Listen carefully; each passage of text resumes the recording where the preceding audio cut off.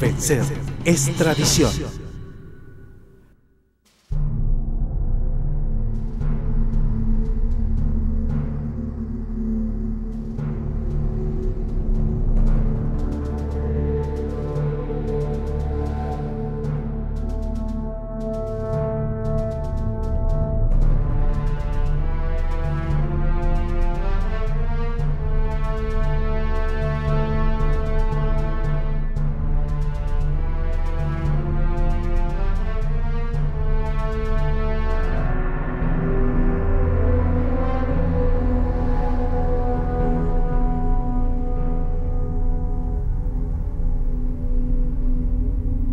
Hoy nos vamos a referir al proceso político, histórico, que se da después de la caída de Marcos Pérez Jiménez, 1958, en la historia contemporánea de nuestro país. En los años 60 se instalan lo que podríamos llamar las democracias representativas. ¿Qué significa esto? Se dan unas elecciones, se va a un proceso supuestamente democrático, pero hay un hecho muy importante de destacar. Todas las personas, organizaciones políticas que estaban luchando contra la dictadura de Pérez Jiménez, excluyen, cuando llegan los años 60, cuando ya derrocan a Pérez Jiménez y viene hay un llamado a una democracia, excluyen al Partido Comunista de Venezuela. ¿Qué pasa con esta exclusión del Partido Comunista de Venezuela? Los militantes de ese partido fueron grandes combatientes contra la dictadura de Marcos Pérez Jiménez, también lucharon juntos. Y a raíz de esta exclusión, pues surgen lo que son los movimientos de guerrilla. Mucha gente se va a la clandestinidad a luchar y toma las armas. En eso están, por supuesto, involucrados todo lo que es el Partido Comunista de Venezuela, entre otras personas pues, que están en desacuerdo con los que se instalan y hacen llamar a todo esto democracia. Ciertamente se reúnen ciertas características, hay votos libres, etcétera, pero todo esto tiene otros matices, porque dentro de todas estas democracias también se dan prisiones, también hay persecución, hay desaparecidos, hay torturados, entonces eso nos llama también a la reflexión. ¿A qué llamamos entonces democracia? También vamos a revisar un poco todos aquellos escritos, todos aquellos documentos, periódicos, pasquines, libretas de notas que fueron hechas en la clandestinidad, pero que el Partido Comunista de Venezuela los conservó dentro de sus archivos, a todo riesgo, porque eran materiales severamente perseguidos, severamente cuestionados, pero hoy en día Venezuela cuenta con ese maravilloso archivo que tiene todos los registros de todos esos documentos, muy importante para una mayor comprensión y profundización en los hechos históricos de nuestra historia contemporánea. Capítulo 5. Las democracias representativas de Venezuela.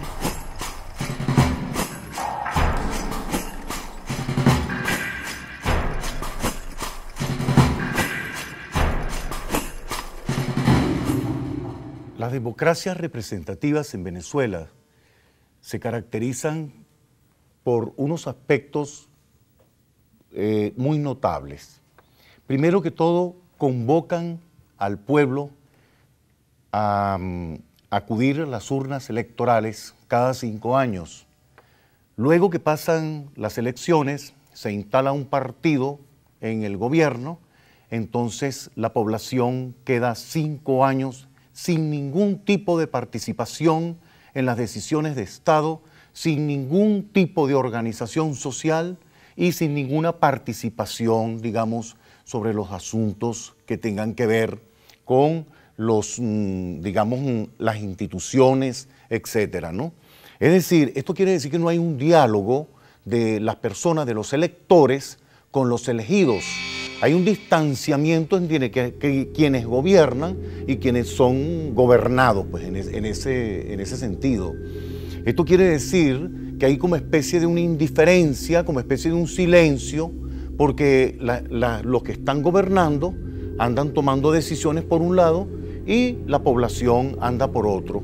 O sea, sin importarle, y eso fue un poco lo que se dio acá en Venezuela, porque a veces la población venezolana pues, no tomaba partido pues, en las decisiones, ni cuestionaba, ni nada. Yo estoy hablando en la parte general, electora, más no en aquellas personas que sí tenían conciencia como tal de que eso era un grave error, que habían equivocaciones, que se estaban cometiendo injusticias, y entonces comenzaron a manifestarse, bien sea con la escritura, con la participación en luchas, manifestaciones.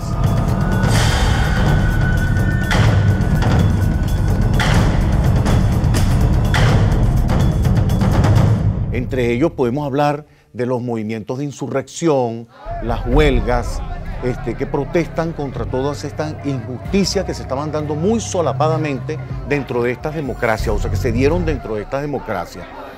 Otro aspecto que creo que es de importancia en estas democracias es que hay una sensación de libertad. Es decir, uno puede, por ejemplo, opinar, dice, hay libertad de expresión. Puedes escribir, puedes publicar, puedes por la prensa. ¿Hay derecho a huelga? Sí, hay derecho a huelga, manifestación y todo. Supuestamente hay una sensación de libertad, pero cuando esto se va a llevar a cabo, cuando vamos a participar en una huelga, entonces entran los aparatos represivos. Cuando publicamos algo, entonces es censurado el artículo. Si es un libro que se publica, entonces el libro se limita a la publicación, la distribución, y buscan la manera de silenciarlo, así sea hasta por la fuerza. Porque estos aparatos represivos son aparentemente muy solapados y no son tan evidentes, pues no se ven tan a la luz pública, pero están operando silenciosamente bajo una sombra de una supuesta tranquilidad. Entonces, así se cometieron una cantidad de injusticias, hubo una cantidad de desaparecidos, torturados dentro de estas democracias, y eso quedaba así como decir, bueno, dentro de una gran indiferencia también para mucha gente decía, bueno, a mí no me importa lo que esté haciendo el gobierno, y el gobierno va bien, y esto, porque eran unas cosas muy bien hechas, muy bien calculadas las que se hacían, pero se dieron elementos que no pudieron esconderlos jamás. Fue la aparición de los TEO, o sea, lo que llamaban los teatros de operaciones, comandos antiguerrilleros, donde caían efectivamente personas que estaban en las guerrillas, pero allí también cayeron personas, campesinos, gente que de repente no tenía nada que ver con el asunto, con ese debate, con esa lucha, y sin embargo fueron llevados a esos centros y muchos de ellos desaparecieron.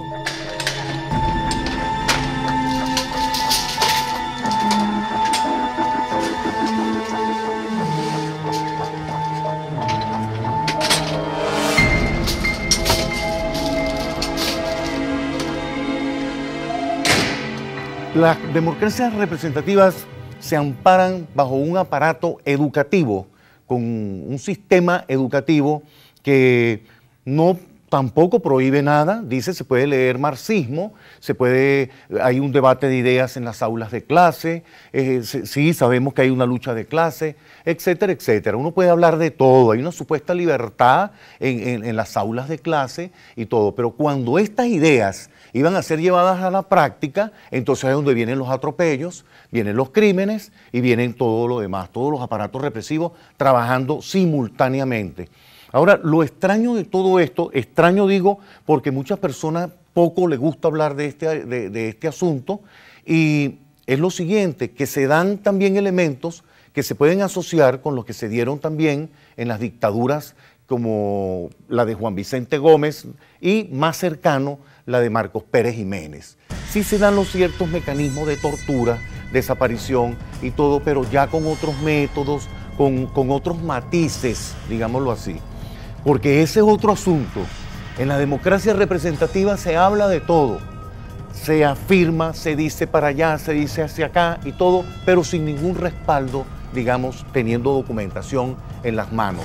Es más, muchas personas fueron acusadas, fueron violentamente torturadas y fueron detenidas y todo, sin ningún respaldo, o sea, sin darle a la persona ni siquiera la posibilidad de defenderse, la posibilidad de argumentar y de defenderse precisamente, su integridad. No, al entrar en un aparato de esos, silencioso, solapado, vuelvo a repetir, esa persona por lo general no salía de allí. Y por eso es que hay tantos desaparecidos. Yo llamo a todas esas personas que fueron de alguna manera silenciadas, violentadas y vilmente desaparecidas, todas ellas quedaron en aquello que podríamos llamar en la historia contemporánea de Venezuela la fosa común de los desaparecidos.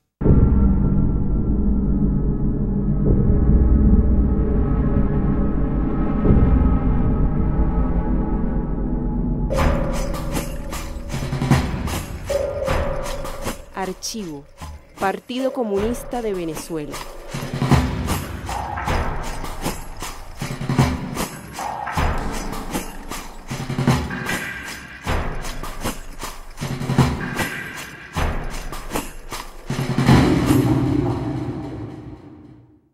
Hoy, afortunadamente, tenemos una serie de documentos en las manos que dan prueba de todas esas luchas, todos esos luchadores, todas esas personas que participaron en luchas, digamos, con la tinta, hasta con las armas, y que fueron con la palabra, con el gesto, y grandes combatientes como todos los participantes pues, del Partido Comunista de Venezuela, un partido, una militancia que estuvo marginada, excluida por varias décadas, que fueron sometidos prácticamente al olvido, y aquí está registrado, por ejemplo, en los archivos del Partido Comunista de Venezuela, quedaron registradas muchas cosas, documentos interesantísimos que deberíamos ver algunos, y los vamos viendo a medida que vayamos conversando, porque estos documentos, fíjense bien, suman aproximadamente 8.600 documentos. ¿Qué hay en esos 8.600 documentos del Partido Comunista de Venezuela? Bueno, allí encontramos cartas, encontramos papeles de Gallego Mancera, de todos los que participaron dentro de las líneas del Partido Comunista de Venezuela, pero asimismo conseguimos denuncias, pasquines, periódicos que circularon en la clandestinidad que jamás fueron divulgados por décadas, pero ahora sí lo vamos a hacer, vamos a mostrar documentos y vamos a poner esos archivos a la orden de las personas que los quieran consultar, porque eso no puede permanecer oculto, no puede permanecer oscuro, como no puede permanecer bajo las sombras de la desidia y del silencio.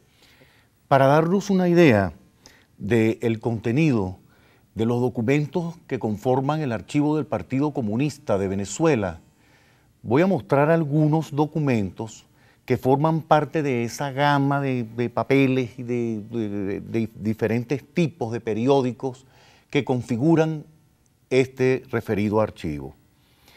Fíjense, por ejemplo, por acá Tenemos este pequeño periódico, ¿verdad? Hecho muy artesanalmente. Esto fue en Guárico, primera quincena de febrero de 1963. Y por acá dice: comandante guerrillero del Guárico se dirige a sus compatriotas. El sábado 2 y domingo 3 se efectuará la auténtica cuarta convención regional de trabajadores del Guárico, donde se elegirá su comité ejecutivo y los delegados al cuarto Congreso de Trabajadores de Venezuela. Fíjense, ya se estaban haciendo este tipo de convocatorias a través de periódicos, por supuesto clandestinos, hechos muy artesanalmente, muchos de ellos en multígrafo, otros utilizando varias técnicas así, pero muy rápidas, muy urgentes. Esto es lo que llaman documentos que surgen por una gran necesidad y con una gran urgencia, con toda la austeridad que puedan tener, pero el documento sale. Y vuelvo a lo anterior, por eso que es importante los documentos que conforman cualquier archivo, más este archivo al que nos estamos haciendo referencia. Fíjense este tipo de denuncias. Dice: contra el allanamiento al diputado obrero Eloy Torres.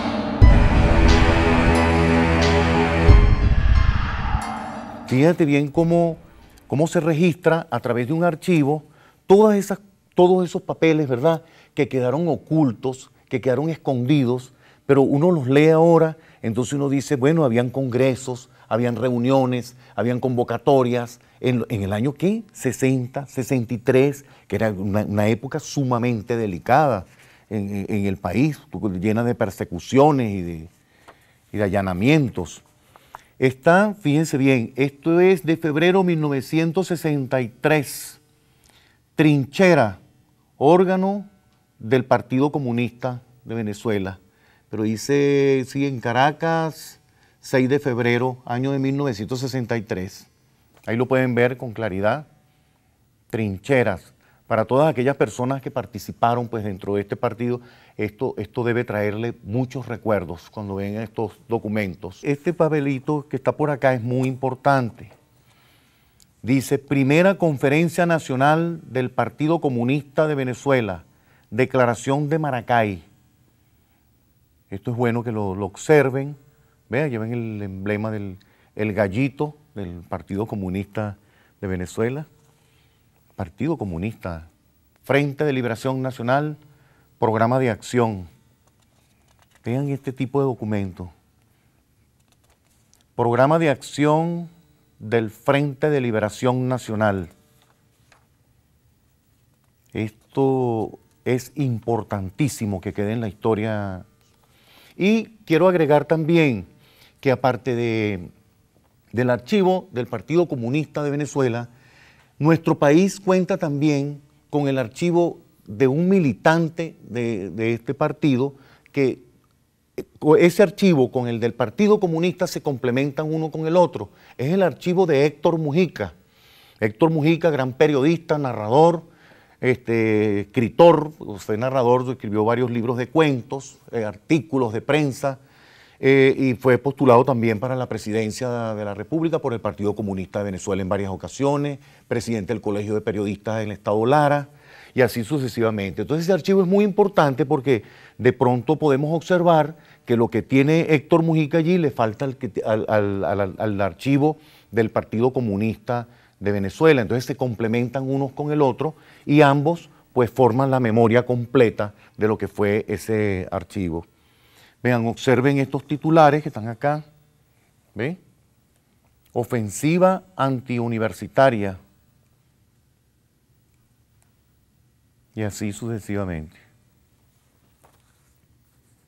Cualquier lector que revise este archivo se va haciendo como una historia, porque el archivo da para muchas lecturas. alguien pudiera, por ejemplo, dar una lectura de cómo fueron los procesos urgentes en la década de los 60, y eso se registra a cómo fueron hechos los documentos, a cómo salió un periódico, eso deja sus huellas, por eso es que las lecturas son diversas. Uno dice, bueno, este periódico fue sacado en la clandestinidad, fue sacado apresurado, salió manchado, y eso indica también que había un movimiento, que había una persecución, por eso les digo que da otras lecturas, y así sucesivamente. ¿Ve? En el archivo también hay convocatorias para congresos, reuniones. Esto es de suma importancia. Yo creo que más adelante, pues esto tendrá que estar digitalizado, no sé, para que le llegue. Aquí está otro ejemplar del Tizón. Para que le llegue a toda la población y al mundo. Sería importante. Vean este periódico, La Pava Macha.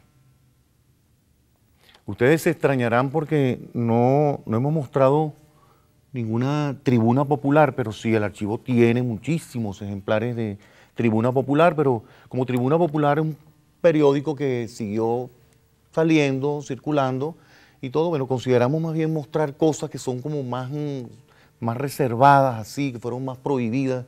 Por ejemplo, hay periódicos convocatorias que son totalmente clandestinas.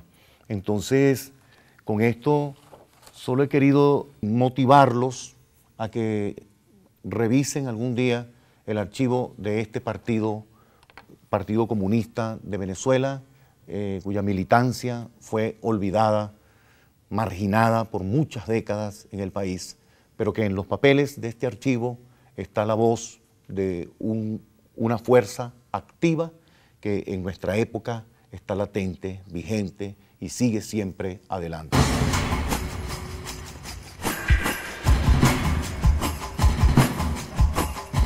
Simón Rodríguez y su educación liberadora.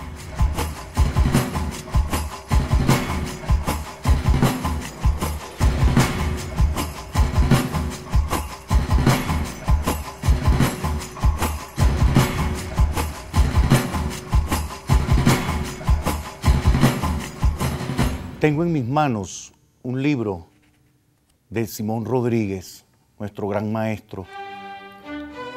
Un libro publicado en 1830, enero 1830. Este libro es muy importante porque es la defensa que asume Simón Rodríguez sobre la figura de Bolívar, sobre el hombre, el batallador, nuestro libertador. Este libro es importantísimo.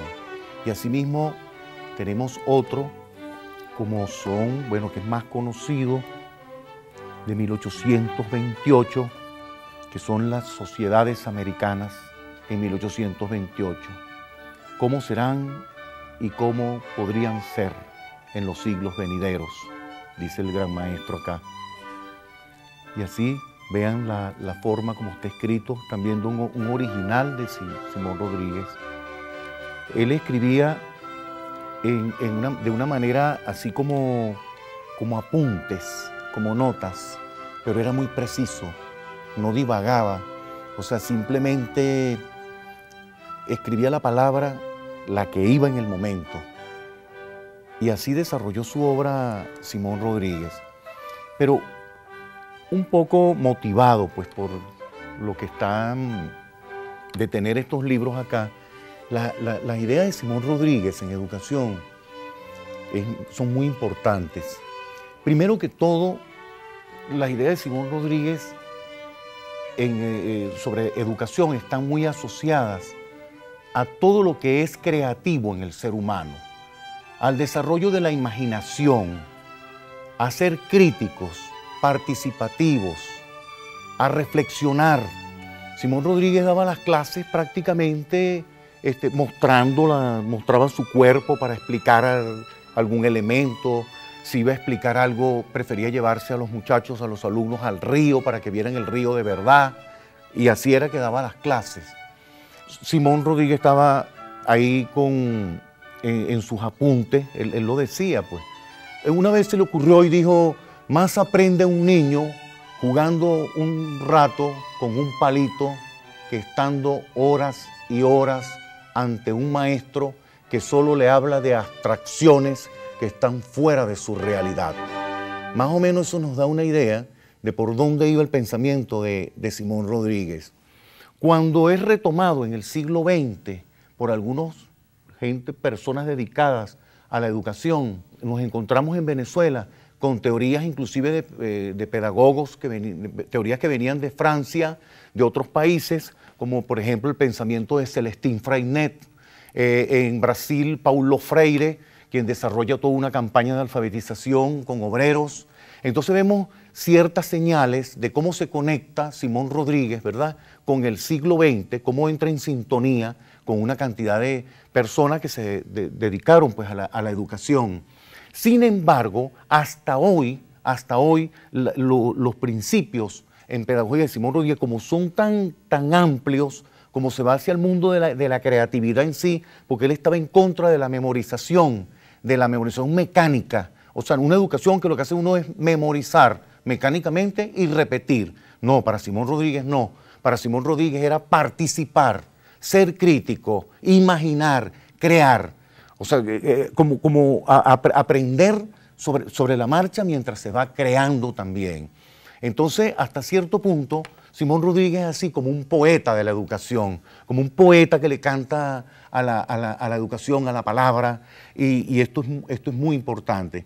Con la única persona, digamos no con la única, sino que con la que entra más en sintonía en el siglo XX en Venezuela, con el pensamiento de Simón Rodríguez, es precisamente Luis Beltrán Prieto Figueroa, porque Luis Beltrán Prieto Figueroa toma unos principios que son básicos para Simón Rodríguez. Por ejemplo, Simón Rodríguez no excluye, sino que más bien aboga por una inclusión al sistema educativo de una sociedad, unos muchachos, unas niñas, unos niños totalmente excluidos del sistema educativo donde predominaba una formación con muchas tendencias más bien hacia lo religioso.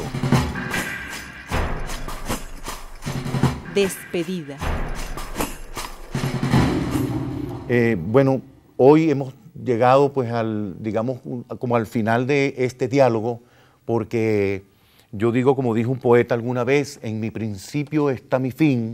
Este es un diálogo que no termina nunca, siempre seguiremos conversando, y no me queda más que despedirme con las mismas palabras de siempre, esa frase bellísima de George Steiner: la lectura nos hace menos capaces de ser indiferentes.